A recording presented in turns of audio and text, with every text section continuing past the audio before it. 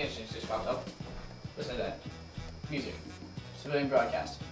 Those fellows at the Pentagon doing some sort of exercise to test their readiness. Personally, I think it's taking things a bit too far.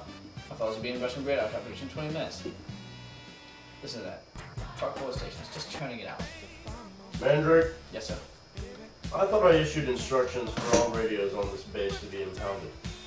Well, you did indeed, sir. And I was in the process of impounding this very one when I happened to switch it on. I thought to myself, my fellows in Russian radar cover in 20 minutes dropping all their stuff.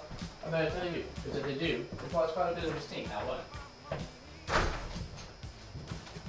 Group Captain, the Officers Exchange Program does not give you any special prerogatives to question my orders. Well, I realize that, sir, but I thought you were rather pleased to hear the news. After all, I mean, we don't want to start a nuclear war unless we really have to, now do we? Please sit down and turn that thing off. Yes, sir. What about the plane, sir? Surely we must issue the recall code immediately. Group Captain, the planes are not going to be recalled. My attack orders have been issued, and the orders stand. Well, if you excuse me saying so, that would be my way of thinking, well, rather an odd way of looking at it. You see, if the Russian attack was in progress, then we would certainly not be hearing any civilian broadcasting. Are you certain of that, Mandrake? I'm absolutely positive about that, sir, yes. And what if it is true? Well, I'm afraid I'm still not with you there, because, I mean, if a Russian attack was not in progress, then you're using Plan R. In fact, you're orders of the entire wing. Yeah. But then I'd say, sir, there's something dreadfully wrong somewhere. Well, why don't you just take it easy, Group Captain? And please make me a drink of grain alcohol and rainwater. And help yourself to whatever you'd like.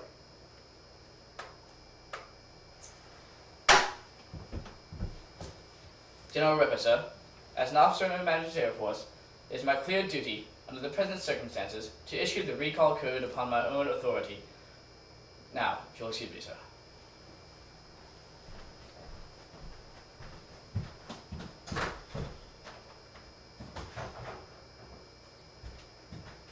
I'm afraid I must ask you for the key and the recall code. Do you have them handy, sir? I told you to take it easy, Group Captain. There's nothing anybody can do about this thing now. I'm the only person who knows the three-letter code, Group. Then I must insist, sir, that you give them to me.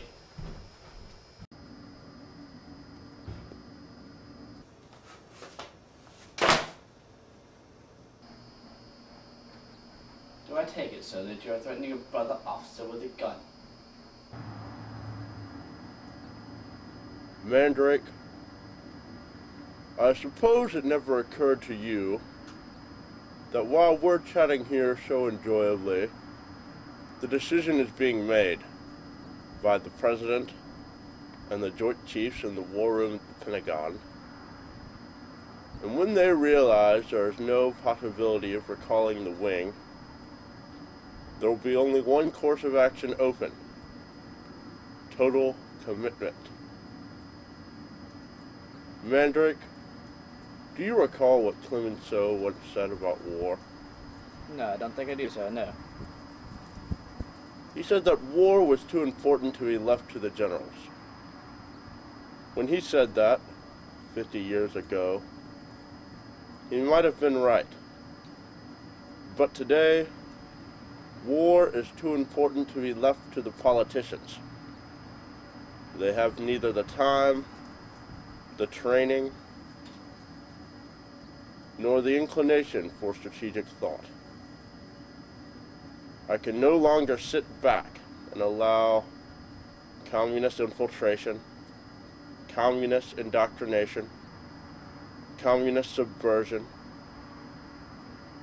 and the international communist conspiracy to sap and impurify all of our precious bodily fluids.